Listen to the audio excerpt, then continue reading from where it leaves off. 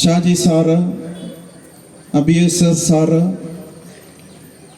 സ്വാഗതം ആശംസിച്ച ഇടവകയിലെ കൈക്കാരൻ ശ്രീ മാത്യു വർക്കി, ഇവിടെ കൂടി വന്നിരിക്കുന്ന വിശ്വാസ സമൂഹമേ,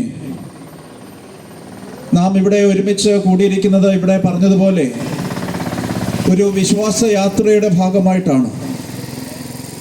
കഴിഞ്ഞ അനേക വർഷങ്ങളാൽ നാം ഈ സഭ ഇവിടെ സ്ഥാപിതമായ നാൾ മുതൽ നമ്മുടെ ജീവിതത്തിൽ വന്നിരിക്കുന്ന മാറ്റങ്ങളുടെയും ഒക്കെ ഒരു പ്രഘോഷണ യാത്രയാണ് നാം ഇവിടെ ഇപ്പോൾ സംഘടിപ്പിക്കുന്നത്.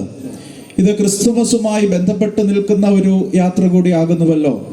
ക്രിസ്തുമസ് ദൈവത്തിൻ്റെ സ്നേഹം മാനവരാശിയുടെ ഇടയിലേക്ക് കടന്നു വന്നതിനെ ഓർക്കുന്നതായിട്ടുള്ള ഒരു ആഘോഷമാണ് ക്രിസ്തുമസ്.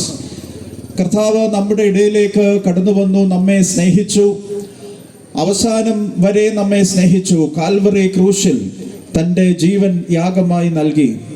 ആ സ്നേഹത്താൽ നിറയപ്പെട്ട് അനേകർ ലോകത്തിൻ്റെ വിവിധ ഭാഗങ്ങളിൽ ചെന്ന് ഈ ദൈവസ്നേഹം മറ്റുള്ളവരുമായി പങ്കുവച്ചു.